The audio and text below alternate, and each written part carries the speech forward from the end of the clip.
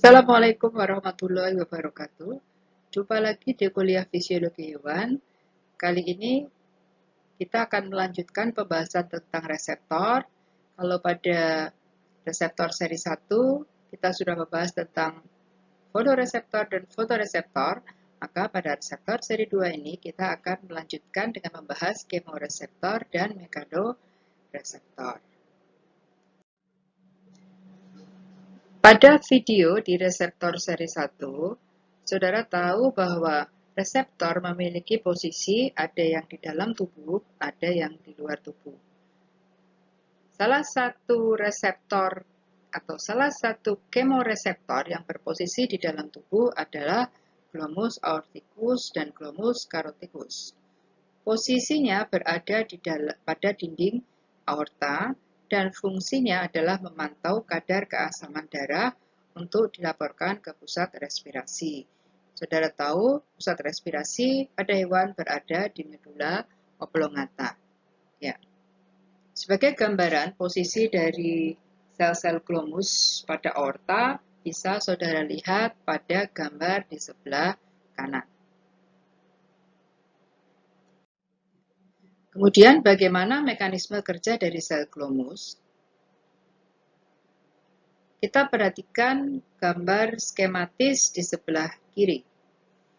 Ketika kadar oksigen darah rendah, maka kondisi ini akan dibaca oleh sel-sel glomus di aorta.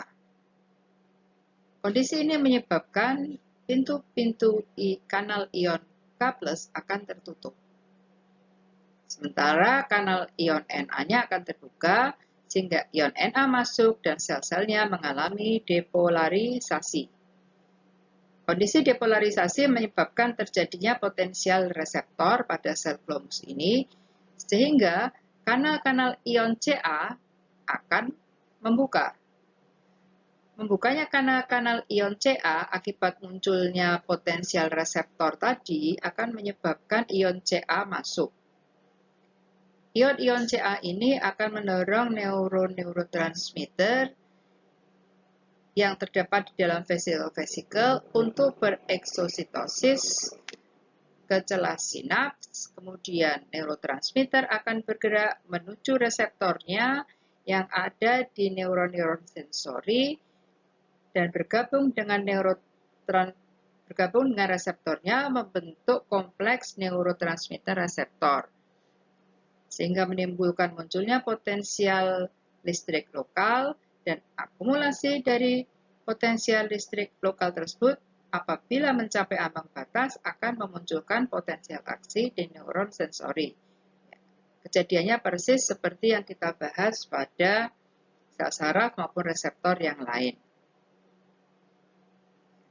Kemudian, potensial aksi yang muncul di neuron sensori ini akan dihantarkan ke neuron-neuron konektor sampai mencapai pusat integrasi di otak dan diantarkan sampai ke pusat regulasi pernafasan di medula oblongata. Kejadian selanjutnya seperti apa akan saudara pelajari ketika Anda belajar sistem respirasi. Baik, kita lanjutkan. Kemudian, kemoreseptor yang berada di luar tubuh, dalam pengertian dia menerima stimulus yang berasal dari luar, salah satu contohnya adalah organon gustus. Organon gustus terdapat pada lidah, bentuknya adalah bulatan-bulatan yang kita kenal sebagai papila-papila pada lidah, begitu.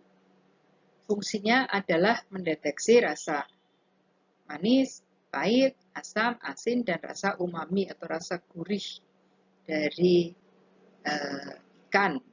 Itu kita dikenal dengan nama umami. Munculnya sensasi rasa pada organon gustus itu ternyata mekanismenya bermacam-macam. Kita akan pelajari dulu bagaimana munculnya sensasi rasa asam. Ternyata, sensasi rasa asam dipengaruhi oleh ion H+ yang bereaksi dengan cara yang pertama, ion H+ langsung masuk ke dalam sel, Kemudian kanal ion H+ akan diblok sehingga ion H+ akan terakumulasi. Adanya akumulasi ion positif tersebut mengakibatkan terjadinya proses depolarisasi. Depolarisasi akan menyebabkan munculnya potensial reseptor. Munculnya potensial reseptor akan mendorong kanal-kanal ion Ca untuk terbuka, sehingga ion Ca akan masuk. Kemudian ion Ca akan mendorong neurovesikel yang berisi neurotransmitter untuk bereksositosis menuju ke celah sinaps. Seperti biasanya, maka neurotransmitter akan bergerak menuju ke neuron sensoris untuk bersatu dengan reseptornya. Sehingga terjadilah kompleks neurotransmitter reseptor dan muncul potensial listrik lokal. Akumulasi potensial listrik lokal akan menyebabkan terjadinya potensial aksi pada neuron sensoris. Itu yang terjadi pada organon gustus ketika menerima stimulus asam. Berikutnya akan kita pelajari bagaimana munculnya sensasi rasa manis. Ya.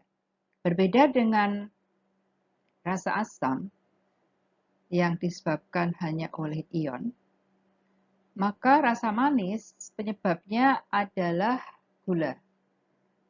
Gula atau glukose adalah karbohidrat, jadi ukurannya relatif besar. Kalau ion H+ tadi bisa menembus langsung masuk ke dalam membran sel, karena pada prinsipnya membran sel itu kan memiliki kanal-kanal ion. Tetapi untuk glukosa jelas tidak bisa. Maka bagaimana glukosa ini bisa menimbulkan sensasi rasa manis pada organon gustus? Kita lihat diagram berikut ini. Ya, gula atau pemanis yang lain pada prinsipnya adalah karbohidrat ukurannya besar sehingga dia tidak bisa menembus masuk ke dalam membran sel. Ya, yang tersusun dari lipid, apalagi sifat gula adalah hidrofilik. Kemudian apa yang terjadi? Gula akan terikat pada reseptor yang terdapat pada membran sisi luar. Membran apa? Membran reseptor sisi sebelah luar. Akibat ikatan antara gula dengan reseptor akan menyebabkan terjadinya peristiwa yaitu protein G yang terdapat pada membran reseptor akan terbelah menjadi alfa, beta, dan delta. Akibatnya apa? Enzimnya akan aktif. Enzim di membran sel tersebut akan aktif. Enzim yang aktif itu akan dikonversi menjadi akan mengkonversi prekursor menjadi second messenger. Second messenger akan mengaktifkan protein-protein kinase tertentu sehingga kanal-kanal ion K yang tertutup akan terus tertutup, namun kanal ion Na akan menjadi terbuka. Maka ion Na akan masuk ke dalam sel dan terjadilah depolarisasi. Demikian seterusnya seperti yang kita sudah bahas sejak minggu yang lalu. Munculnya depolarisasi dan seterusnya akan menyebabkan munculnya potensial aksi di saraf sensoris. Ya, itu yang menyebabkan mengapa kita bisa merasakan rasa manis. Ya, berikutnya rasa asin. Nah, rasa asin disebabkan oleh ion. Ada ion Na+, ada ion Cl-. Ya. Jadi, rasa asin ini diawali dengan masuknya ion Na, akan masuk, akan terjadi akumulasi ion Na di dalam sel reseptor, kemudian seperti biasa akan terjadi depolarisasi dan proses-proses selanjutnya, sehingga memunculkan potensial aksi di saraf sensoris. Ya, jadi rasa asin itu mirip dengan rasa asam, penyebabnya adalah ion.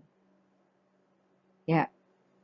Kemudian rasa pahit. Nah, rasa pahit ini hampir mirip dengan rasa manis karena dia bukan disebabkan oleh faktor ion, tetapi oleh senyawa yang berukuran besar. Misalnya kita ambil kina. Kina itu kita kenal sebagai obat malaria dan memiliki rasa yang sangat pahit. Ya, misalnya kita ambil kina. Jelas kina bukan ion ya. Ya, kina sejenis karbohidrat pastinya. Seperti halnya gula atau glukosa tadi, maka molekul dari kina ini akan terikat pada protein G, atau tepatnya pada reseptor yang terdapat di membran sel organon gustus. Kemudian, ikatan antara kina dengan reseptor tadi akan mengaktifkan protein G. Protein G yang aktif akan mengaktifkan second messenger. Second messenger akan mengaktifkan protein kinase. Protein kinase aktif menyebabkan pelepasan kalsium dari retikulum endoplasma di dalam sel. Akibatnya akan terjadi akumulasi ion Ca. Ion Ca adalah ion positif sehingga mengakibatkan terjadinya depolarisasi dan seterusnya sampai muncul potensial aksi di saraf sensoris. Ya, itu yang menyebabkan organon gustus dapat menghasilkan sensasi rasa pahit pada lidah kita. Ya. Kemudian eksteroseptor yang lain adalah organon olfaktorius. Organon olfaktorius itu berfungsi untuk mendeteksi adanya bau. Bau kita ketahui adalah senyawa kimia yang bisa larut di dalam gas di udara. Ya. Jadi senyawa-senyawa kimia yang larut dalam gas di udara itu akan ditangkap oleh organon olfaktorius yang berada pada hidung hewan. Kemudian akibatnya ketika senyawa kimia tersebut ditangkap oleh reseptor, menyebabkan membukanya kanal ion Na sehingga terjadilah proses depolarisasi. Depolarisasi memunculkan potensial reseptor. Potensial reseptor akan memicu membukanya kanal ion Ca sehingga ion Ca masuk. Masuknya ion Ca akan mendorong vesikel yang berisi neurotransmitter bereksositosis ke celah sinaps. Kemudian neurotransmitter bereksositosis bergabung dengan reseptornya di saraf sensoris, terjadi potensial listrik lokal, dilanjutkan dengan terjadinya potensial aksi pada neuron sensoris. Ya, demikian seterusnya, ya, seperti halnya yang sudah kita bicarakan pada minggu-minggu lalu, yaitu yang dikerjakan oleh organon olfaktorius. Kemudian dari neuron sensoris, potensial aksi itu akan dilanjutkan ke neuron-neuron konektor sampai ke pusat integrasi atau ke sistem saraf pusat, di mana berita itu atau potensial aksi itu akan diterjemahkan oleh pusat bau yang berada di otak.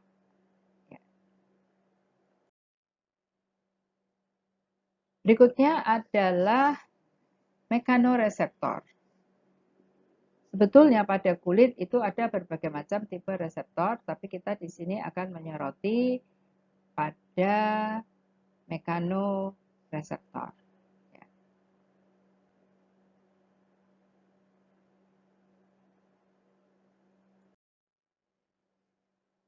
Mekanisme yang terjadi pada mekanoreseptor. Ya, mekanoreseptor pada kulit itu akan mendapat stimulus adekuatnya berupa stimulus tekanan. Jika dia mendapatkan stimulus tekanan, maka kanal ion Na-nya akan membuka.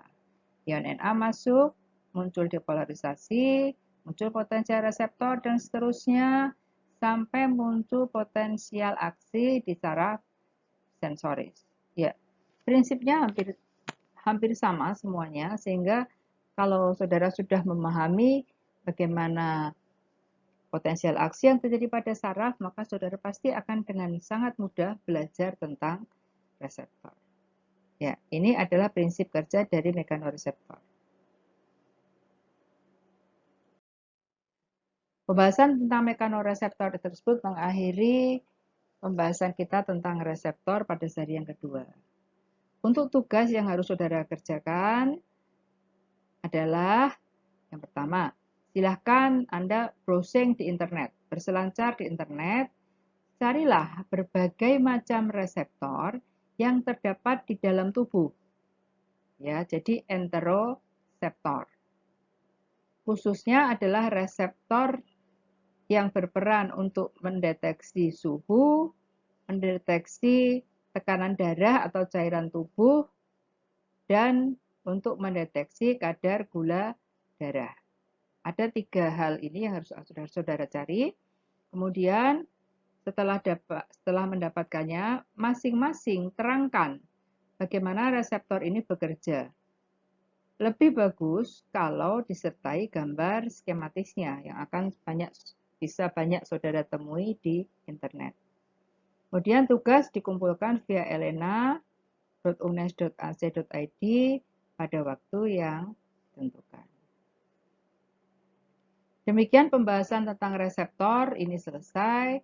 Bukan berarti ini sudah semua materi reseptor dibahas. Apa yang kita bahas di 2 video, reseptor seri 1 dan reseptor seri 2 adalah gambaran umum bagaimana reseptor pada tubuh hewan itu bekerja. Ya. Saudara perlu mempelajarinya lebih mendalam melalui berbagai sumber, bisa dari buku, bisa dari internet, dan dari berbagai hal. Baik, untuk kuliah tentang reseptor, Ibu akhiri sampai di sini. Ibu ucapkan selamat belajar, tetap semangat, dan jaga kesehatan selalu. Assalamualaikum warahmatullahi wabarakatuh.